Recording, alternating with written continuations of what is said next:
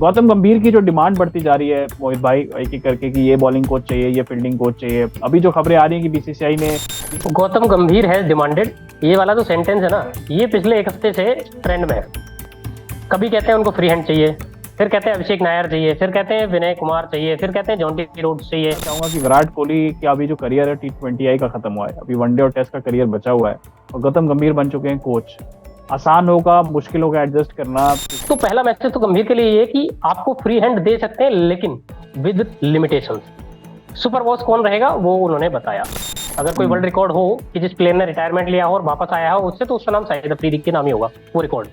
तो उनके हिसाब से उम्र कभी होती ही नहीं है, अभी भी खेल ही रहे हैं, वो खेलते रहना चाहिए, चाहे घिसो पिटो कुछ भी होते रहो। कोहली, रोहित, बुमराह, हार्दिक, ये 4-5 प्लेयर मिलके जो सीन डिसाइड करेंगे ना, अगर गंभीर उसके साथ अलाइन करते हैं तो टेन्योर भी सक्सेसफुल रहेगा और टीम भी सक्सेसफुल रहेगी।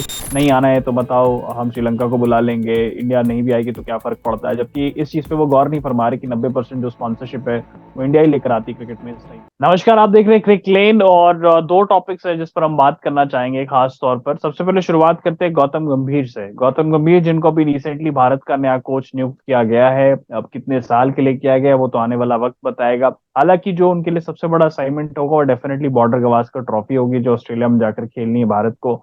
और उसके अलावा 2025 की चैंपियंस ट्रॉफी है जो कि अभी लगता है पाकिस्तान में होगी, लेकिन उस पर हम आगे चल के बात करेंगे, वो एक अलग टॉपिक है डिस्कशन का। गौतम गंभीर की जो डिमांड बढ़ती जा रही है मोहित भाई, एक एक करके कि ये बॉलिंग कोच चाहिए, ये फील्डिंग कोच चाहिए। अभी जो खबरें आ रही हैं कि बीसीसीआई चाहती है कि टी दिलीप जो भी फील्डिंग मेडल्स, आपको पता है इनिशिएटिव शुरू किया अभी रिसेंटली, जो वर्ल्ड कप जीती है भारत उसमें वो फील्डिंग कोच थे, तो बीसीसीआई चाहती है कि वही फील्डिंग कोच रहे। इसके अलावा अगर हम गेंदबाजी की बात करते हैं तो कभी मॉर्नी मॉर्कल का नाम आ रहा है, कभी जहीर खान का नाम सामने आ रहा है। और तो एक एक तरीके से उनकी जो डिमांड्स है गौतम गंभीर के एज अ कोच बढ़ती जा रही। तो आपको लगता है कि ये सही है इंडियन सेटअप के लिए, या फिर वो सही कर रहे हैं कि हर कोच जब आता है तो अपनी टीम लेकर आता है? गौतम गंभीर है डिमांडेड। ये वाला जो सेंटेंस है ना, ये पिछले एक हफ्ते से ट्रेंड में है। कभी कहते हैं उनको फ्री हैंड चाहिए, फिर कहते हैं अभिषेक नायर चाहिए, फिर कहते हैं विनय कुमार चाहिए, फिर कहते हैं जॉन्टी रोड्स चाहिए, फिर कहते हैं कि रेयान टेन डस्काटे चाहिए, फिर कहते हैं कि मॉर्नी मोरकल चाहिए। अब क्या चाहिए क्या नहीं चाहिए ये तो गंभीर जानते हैं, बीसीसीआई जानता है। लेकिन इतना है कि बीसीसीआई और गंभीर कहीं ना कहीं एक सेम पेज पे अभी नहीं है। कोच नियुक्त हो गए वो अलग बात है, लेकिन सपोर्ट स्टाफ को लेके कंफ्यूजन है। टी दिलीप को बीसीसीआई चाहता है कि वो रहें और उन्होंने अच्छा काम किया है, नो डाउट। तो रहना, जिसने अच्छा काम किया है उसके साथ आपकी रिपोर्ट है या नहीं है, आपको रखना चाहिए, रिपोर्ट बन जाएगी।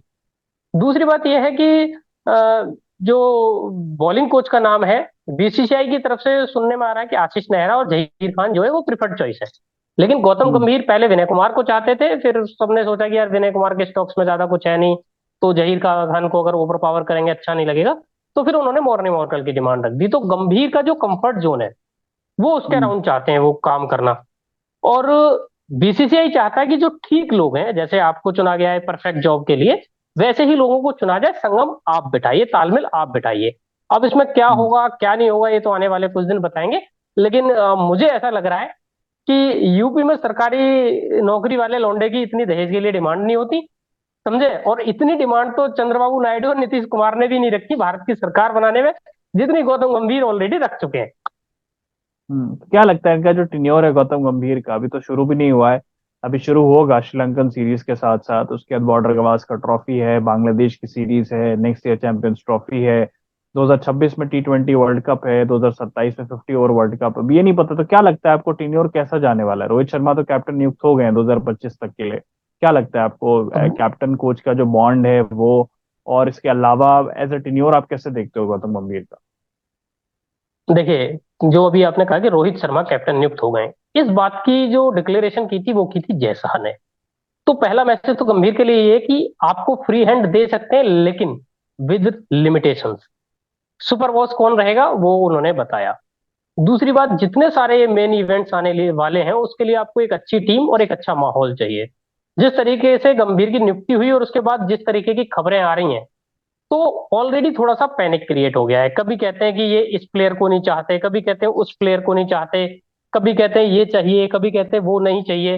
देखो, राहुल द्रविड़ आए और उनको जो दिया गया उन्होंने उसके साथ काम किया। उन्होंने ये नहीं अपनी पर्सनल चॉइसेस नहीं डाली कि नहीं मेरे को ये बॉलिंग कोच चाहिए, ये फील्डिंग कोच चाहिए, ये ऐसा चाहिए। रवि शास्त्री थे उससे पहले, वो जरूर उनकी बॉलिंग कोच के रूप में भरत तरुण प्रेफर्ड चॉइस थे, लेकिन पूरा सपोर्ट स्टाफ नहीं था। उससे पहले अनिल कुंबले थे, उनके टेन्योर में भी सेम ही कंडीशन थी। पहली बार ऐसा हो रहा है कि कोई अपना पूरा सपोर्ट स्टाफ लेके आना चाहता है अपने तरीके से। ये फुटबॉल में होता है या हम्म। हॉकी में भी होता है कि आप अपनी ही पूरी एक टीम बना के रखे हुए हैं और उसको लेके आ रहे हैं। क्रिकेट में ऐसा एक्सपेरिमेंट पहली बार होने जा रहा है जब एक कोच चाह रहा है कि भाई पूरा का पूरा फ्री हैंड भी मेरे पास रहे। मैं जिस प्लेयर को चाहूँ उसको बाहर बिठा दूं, मुझसे कोई ये ना पूछे क्यों बिठाया। मैं जिसको चाहूँ उसको अंदर लाऊं, मुझसे कोई ये ना पूछे कि क्यों लाया। मतलब मेरी जवाबदेही कोई नहीं है, लेकिन डिसीजन मेकिंग पावर मुझे चाहिए। सपोर्ट स्टाफ पूरा मुझे चाहिए। अब सपोर्ट स्टाफ भी देखो जो मांग रहे हैं ना, उस उन प्लेयर्स ने या तो केकेआर के साथ काम किया हुआ है उनके लिए, या फिर काम किया हुआ है आपने लखनऊ के लिए। तो ऐसे तो फिर किसी दिन गौतम गंभीर कह देंगे कि मुझे तो Shreyas Iyer as a India captain चाहिए। कर सकते हैं जब हम्म। डिमांड ही कर रहे हैं तो, लेकिन लॉजिकल नहीं हम्म। है। बिल्कुल, तो देखते हैं लॉजिकली क्या होता है, सही बैठता है, बीसीसीआई किस पर एग्री करता है, किन चीजों पर एग्री नहीं करता। मोहित भाई, एक और सवाल इंडियन क्रिकेट का पूछता हूँ, उसका थोड़ा मुझे चैंपियंस ट्रॉफी की बात करनी है, जो बहुत सारी न्यूज आ रही है चैंपियंस ट्रॉफी को लेकर के। तो सवाल जो मैं पूछना चाहूंगा कि विराट कोहली का अभी जो करियर है T20I का खत्म हुआ है, अभी वनडे और टेस्ट का करियर बचा हुआ है, और गौतम गंभीर बन चुके हैं कोच। आसान होगा, मुश्किल होगा एडजस्ट करना? क्योंकि कई लोग का मैं इंटरव्यू सुन रहा था, शायद अफरीदी का मैं आपको नाम ही ले लेता हूँ, उनका इंटरव्यू सुना, उन्होंने कहा कि विराट कोहली को रिटायरमेंट नहीं देनी चाहिए थी T20I फॉर्मेट से, क्योंकि फिट है वो, 35-36 साल की उम्र है, और आराम से 2-3 साल वो खेल सकते थे T20I फॉर्मेट। और उनका बेसिकली उन्होंने ये बोला कि अच्छा थॉट भी बताया उन्होंने कि एक ऐसा प्लेयर है जिसको देख के बाकी लोग बहुत इंस्पायर होते हैं जब ग्राउंड में होता है, तो उसका वहां पर मैदान में होना, उसकी विजिबिलिटी का होना बहुत जरूरी है। कैसे देखते हो आपको कि अब चलो ये तो रिटायरमेंट हो गया, कोई पाकिस्तान क्रिकेटर तो है नहीं कि रिटायरमेंट लेके वापस आ जाए, है ना, कि इंडिया की क्रिकेट टीम है। तो अब ये बताओ मुझे कि आप टेस्ट और वनडे में कोहली का खेलना और गंभीर के साथ इक्वेशन सेट करना आसान होगा या टफ होगा? देखो मैं दो बातें कहूंगा। पहली बात तो ये कि जिन्होंने कहा है उनका नाम है शाहिद अफरीदी। अगर कोई वर्ल्ड हम्म। रिकॉर्ड हो कि जिस प्लेयर ने रिटायरमेंट लिया हो और वापस आया हो उससे, तो उसका नाम शाहिद अफरीदी के नाम ही होगा वो रिकॉर्ड। हम्म। तो हम्म। उनके हिसाब से उम्र कभी होती ही नहीं है, अभी भी खेल ही रहे हैं वो। खेलते रहना चाहिए, चाहे घिसो हम्म। पिटो कुछ भी होते रहो। विराट कोहली नहीं हम्म। है, वो अपनी बॉडी को, अपनी प्रेफरेंसेस को, अपनी प्रायोरिटी को जानते हैं। तो उन्होंने जो डिसीजन लिया वो सही लिया होगा, सोच समझ के लिया होगा। तो उस पर बात नहीं करते। अब दूसरी बात आ गई कि गौतम गंभीर और विराट कोहली, पीछे जो उनके इश्यूज थे वो सॉर्ट आउट हो गए, उसको लेके तो कोई संदेह है नहीं। लेकिन इंडियन क्रिकेट में हमेशा से प्लेयर्स बॉस थे। इंडियन क्रिकेट जो इतना बड़ा ब्रांड बना है ना, वो प्लेयर्स के पोस्टर पे बना है, प्लेयर्स की इमेज पे बना है ना। तो अगर गंभीर कोहली के बीच कल को कुछ भी होगा तो लॉस गंभीर का होगा। दो एग्जांपल देता हूं। पहले तो ग्रेग चैपल आए, उन्होंने पूरा डोमिनेट करने की कोशिश की और एक टाइम पे सीन को डोमिनेट किया भी उन्होंने। वो इवन सचिन तेंदुलकर को ओवर पावर करने की कोशिश कर रहे थे, लेकिन वो ज्यादा चला नहीं। 2007 वर्ल्ड कप डिवेकल का बहाना मिला और उनको हटाया गया। उसके बाद हम्म। दूसरा हुआ अनिल कुंबले वर्सेस विराट कोहली। अनिल हम्म। कुंबले ने कुछ भी बुरा नहीं किया था, चैंपियंस ट्रॉफी का फाइनल हारे थे। फाइनल में हम्म। पहुंचना ही बड़ी बात है। चैंपियंस ट्रॉफी का फाइनल हारे केवल। अनिल कुंबले के टेन्योर में यही एक खराब चीज हुई। लेकिन चूंकि वो हार्ड टास्क मास्टर थे और प्लेयर्स के साथ उनकी जो तालमेल था वो नहीं बैठा था, तो उसकी कीमत हम्म। किसको गंवानी पड़ी थी? वो चुकाई किसने? अनिल कुंबले ने। हालांकि बाद में विराट और अनिल कुंबले हमने साथ देखे, कॉर्डियली देखे, मतलब जो इश्यूज थे वो टीम को लेकर थे वो खत्म हो गए। तो अगर हम्म। गंभीर भी उस टीम को डोमिनेट करने की कोशिश करेंगे, और ये भी पता है, अभी से दिख रहा है कि बीसीसीआई उनको पूरी तरह फ्री हैंड बिल्कुल नहीं देने वाला है, वो चाहे हम्म। कितना भी मांगे। तो अभी भी जो पावर है ना, वो प्लेयर्स के हाथ में ही रहेगी। कोहली, रोहित, बुमराह, हार्दिक, ये चार पांच प्लेयर मिलके जो सीन डिसाइड करेंगे ना, अगर गंभीर हम्म। उसके साथ अलाइन करते हैं तो टेन्योर भी सक्सेसफुल रहेगा और टीम भी सक्सेसफुल रहेगी। अदरवाइज गंभीर को कहीं मिडवे जाके छोड़ के जाना पड़ेगा। अभी से कह रहा हूं, ये रील काट के रख लेना और जिस दिन ये हो बता देना। ठीक है, तो चलिए अब थोड़ा बात करते हैं चैंपियंस ट्रॉफी की, और उससे पहले शाहीन पे पूरा ब्लेम डाल दिया है पाकिस्तान की जो रिपोर्ट आती है। एक तो ऑफिशियली पाकिस्तान क्रिकेट बोर्ड ने कुछ नहीं कहा, लेकिन सारा ब्लेम शाहीन पे डाल दिया कि शाहीन ग्रुपिंग कर रहे थे, शाहीन बदतमीजी से बात करते हैं, शाहीन अफरीदी को तरीका नहीं पता, एटीट्यूड बहुत है, और इस वजह से पाकिस्तान की टीम अच्छा नहीं कर पा रही, बाबर आजम नहीं अच्छा कर पा रहे। तो कितना आपको सही लगता है, गलत लगता है? क्योंकि बाबर आजम की परफॉर्मेंस हमने देख ली है T20I फॉर्मेट में, मोहम्मद रिजवान की परफॉर्मेंस देख ली और उनके मिडिल ऑर्डर की परफॉर्मेंस देख ली है। शाहीन ने काफी मैचेस जितवाए भी है पाकिस्तान को, तो इसको आप कैसे देखते हो, जिस तरह की खबरें आ जाती हैं, कहीं कहीं से भी खबरें लीक हो जाती हैं? देखिए, मैच जिताना एक बात है और टीम को साथ लेकर चलना और टीम के साथ चलना दूसरी बात है। ये बात अगर पाकिस्तान के क्रिकेटर्स कहते हैं, बाबर आजम कहते हैं, कोई भी कहता है, तो उसको भरोसा करो ना करो एक ही बात है, क्योंकि वो सब झूठे हैं। लेकिन ये जो बात निकल के आई है, ये कहा जा रहा है कि गैरी कर्स्टन ने जो रिपोर्ट सबमिट की है उससे निकल के जा रही है। गैरी को जितना मैंने खेलते देखा है, जितना उनको मैं दूर से ऐसे समझता हूँ, मिला कभी नहीं हूँ, उसके हिसाब से मुझे लगता है कि अगर उन्होंने अपनी रिपोर्ट में ऐसा कुछ लिखा है तो वो 110% सच है, गलत नहीं होगा वो। हम्म। और पाकिस्तान प्लेयर्स के साथ एटीट्यूड का इशू ये हमेशा से रहा है, ये कोई नई बात नहीं है। और जिनका हाथ है शाहीन शाह अफरीदी के सर पे, उनके रहते हुए वो ईगो आना, वो पावर का एक अभिमान आना, ये भी बिल्कुल नेचुरल है। प्लेयर वो कैसे हैं हम सब जानते हैं। पाकिस्तानी प्लेयर में पूरी टीम निकाल लो, कोई भी प्लेयर ले लो, वो तभी चलते हैं जब उनके कंडीशंस जो है वो उनके फेवर में हो। बॉल स्विंग करेगी, शाहीन शाह अफरीदी से बेटर बॉलर नहीं है दुनिया में कोई। फ्लैट पिच है, आप 4 ओवर में 60 मार लो तो भी कोई बड़ी बात नहीं है। बाबर हम्म। आजम है, हम्म। फ्लैट पिच है, वहां सेंचुरी कर देंगे T20 में। लेकिन अगर पिच पे कहीं थोड़ा सा स्पिन है या पिच थोड़ा सा स्विंगी है, तो फिर बाबर आजम को एक रन भी निकालना मुश्किल हो जाएगा। तो कहानी स्किल वाइज अलग है, एटीट्यूड वाइज अलग है। बस पता नहीं कितने धड़े बने हुए हैं, कितने ग्रुप बने हुए हैं, कौन सच कह रहा है कौन झूठ कह रहा है किसी को नहीं पता। बस सबको ये अपना दामन साफ रहे और दूसरे का गंदा कर दो, ये T20 वाला जो डिफिकल्ट हुआ है इसके ऊपर। चलिए, चैंपियंस ट्रॉफी लास्ट क्वेश्चन फटाफट। चैंपियंस ट्रॉफी की खबरें आ चुकी हैं, डिफरेंट डिफरेंट मीडिया सोर्सेस को कोट कर रहे हैं कि इंडिया जो है वो नहीं जाएगी चैंपियंस ट्रॉफी खेलने। पाकिस्तान हाइब्रिड होगा, या तो श्रीलंका होगा या दुबई होगा। और ये आप भी कह रहे हो, मैं भी कह रहा हूँ बहुत टाइम से, कि इंडिया मोस्ट प्रोबेबली नहीं भी जाएगी, जो सिक्योरिटी इश्यूज हैं पाकिस्तान में। पाकिस्तान के जर्नलिस्ट ये कह रहे हैं, कि जर्नलिस्ट भी हैं जो अंदर की मीडिया की खबरें कोट कर रहे हैं, कि नहीं आना है तो बताओ, हम श्रीलंका को बुला लेंगे, इंडिया नहीं भी आएगी तो क्या फर्क पड़ता है। जबकि इस चीज पे वो गौर नहीं फरमा रहे कि 90% जो स्पॉन्सरशिप है वो इंडिया ही लेकर आती है क्रिकेट में इस टाइम पे। तो कैसे आप देखते हो कि क्या होगा, इसका फाइनल कंक्लूजन क्या होने वाला है? चैंपियंस ट्रॉफी होगी तो विद इंडिया जरूर, तो इसका क्या कंक्लूजन निकलेगा? देखिए, सबसे पहले तो किसी भी मीडिया हाउस का रेफरेंस देने की जरूरत नहीं है आपको, क्योंकि हम्म। आपके चैनल पे आपके शो में ही हम दोनों बात कर रहे थे लगभग 12 दिन हम्म। 15 दिन पहले। जब हमारा हम्म। पहला डिस्कशन हुआ था, मैंने आपको सेम कंडीशन यही बताई थी कि ये होने वाला है जो आज खबरें आ रही हैं। तो सबसे पहले तो वो चीज, दूसरी बात ये कि भारत के बिना चैंपियंस ट्रॉफी होगी नहीं। पाकिस्तान का मीडिया कुछ भी कहो, ये वो कुछ भी कहो, अगर भारत नहीं खेलेगा ना तो चैंपियंस ट्रॉफी नहीं होगी, पहली चीज। भारत चैंपियंस ट्रॉफी भी होगी लेकिन, और भारत भी खेलेगा, और हाइब्रिड मॉडल पे ही ये टूर्नामेंट होगा, मैं ये कहीं भी लिख के दे सकता हूँ। और यही होना तय है, इसकी डेस्टिनी ये थी पहले दिन से। अब वो चाहे कुछ भी सोचे, उनको लगा था कि लाहौर में विराट देखने को मिल जाएगा, क्योंकि बाहर जाके विराट को देखने के उनके पास पैसे नहीं है ना।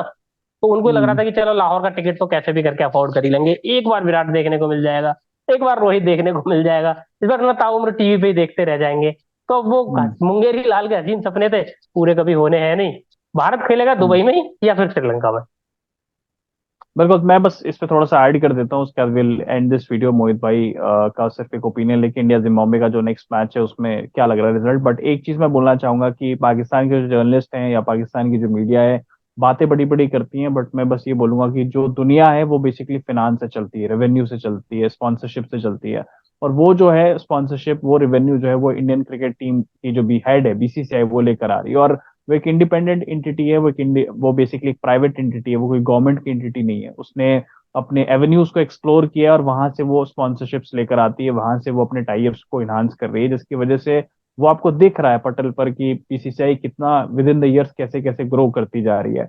और कोई भी वर्ल्ड कप आप कराओ, कोई भी आप आईसीसी का इवेंट कराओ, या कोई भी सीरीज भी कराओ, तो मोस्टली जो स्पॉन्सर्स होते हैं वो इंडियन बेस्ड स्पॉन्सर्स होते हैं। जो ब्रॉडकास्टर्स होते हैं वो इंडियन बेस्ड ब्रॉडकास्टर्स होते हैं। तो ऑब्वियस सी बात है कि जब कोई बंदा की एक फैमिली में भी जो बच्चा सबसे ज्यादा कंट्रीब्यूट करता है तीन चार भाई बहनों में, तो अधिकतर लोग उसकी सुनते हैं उस चीज को। और ये बहुत ही बेसिक सा चीज है, इस पे पाकिस्तान को बहुत ज्यादा एहतजाज नहीं करना चाहिए। इससे बेटर है कि वो अपने क्रिकेट बोर्ड को सशक्त बनाए, उसको इम्प्रूव करे, वहां पे पॉलिसीज मेकिंग सही करे। जब रमीज राजा ने खुद ही कह दिया कि जो बीसीसीआई पैसा देता है आईसीसी को, और आईसीसी जो पैसा देता है पीसीबी को, उससे पीसीबी चल रहा है, तो मुझे लगता है कि यहीं पे फाइट खत्म हो जाती है। कि अगर आप बड़ी बड़ी बातें करो, बड़ा पाव खाते, जैसे भी बताया मोहित भाई ने, तो मुझे लगता है ये डिसीजंस, अब ये जो बातें हैं वो खत्म होनी चाहिए। विदाउट इंडिया आप कोई भी आईसीसी इवेंट नहीं करा सकते। बस मैं लास्ट क्वेश्चन, इंडिया 2-1 से लीड कर रही है जिम्बाब्वे में, क्या लगता है आपको लास्ट जो नेक्स्ट मैच है, तो उसमें शुभमन गिल को ओपन करना चाहिए, या 3 पर आना चाहिए और अभिषेक शर्मा से ओपन कराना चाहिए इनको? नहीं, ये बदलाव हम देख सकते हैं मेरे ख्याल में। कुछ कुछ बदलाव होते रहेंगे, क्योंकि ये जो टूर है इसका मेन पर्पज ही ये है कि सभी प्लेयर्स को गेम टाइम मिले और किसी को ऐसा ना लगे कि मुझे मौका नहीं मिला या मौका नहीं दिया गया। तो ये प्रमोशन डिमोशन ये सब चलता रहेगा। कौन कहाँ खेलेगा ये कंफर्म नहीं कह सकते। हो सकता है ऋतुराज गायकवाड़ आपको ओपनिंग करते दिखें, क्योंकि गायकवाड़ एक मैच में 3 पे खेले, एक मैच 4 पे खेले। हालांकि क्योंकि उनके रन बन गए, गेम टाइम ठीक मिल गया है, तो इसलिए उनका केस थोड़ा कमजोर बन जाता है। अगर रन नहीं बनते तो फिर वो पक्का ओपन करते। तो बिल्कुल। बदलाव आपको दिख सकते हैं, क्योंकि मेन मोटिव यही है कि जिसके विकेट्स नहीं आ रहे, मुकेश कुमार के विकेट आए उनको बिठाया, खलील को लाए क्योंकि खलील के विकेट नहीं आ रहे। हम्म। रन नहीं बन रहे थे गिल के तो उनको ओपनिंग में रखा। हम्म। अभिषेक के बने तो उनको नीचे ले आए। तो कहने का मतलब ये है कि सोल पर्पज जो है वो ये है कि सबको गेम टाइम दिया जाए, सबको वो एक प्रैक्टिस दी जाए, इंटरनेशनल क्रिकेट का फील दिया जाए। तो ओपनिंग कौन करेगा नहीं करेगा ये तो मैं नहीं कह सकता, लेकिन मुझे ऐसा लग रहा है कि इस मैच में आप रिंकू सिंह और संजू सैमसन 2 लोगों को प्रमोट होते देखोगे बैटिंग ऑर्डर में, ताकि उनको प्रॉपर गेम टाइम मिल सके। स्पेशली संजू सैमसन को, क्योंकि पहला गेम उनका काफी पीछे था, बैटिंग वहां तक पहुंची नहीं। इस मैच में 3 पे 4 पे आप संजू को देख सकते हो। बाकी तो ठीक है, बॉलिंग में तो आपके 5 ही बॉलर लेके आपको खेलना है। खलील ही एकमात्र ऐसे हैं जिनको विकेट नहीं मिले, उनके 4 ओवर देखने को मिलेंगे, बाकी किसी के कट सकते हैं। बिल्कुल। थैंक यू सो मच मोहित भाई। Thank you everyone for watching. Channel को आप लोग सब्सक्राइब करिए, अपना प्यार दीजिए। आपसे फिर मिलते हैं नेक्स्ट वीडियो में। Thank you.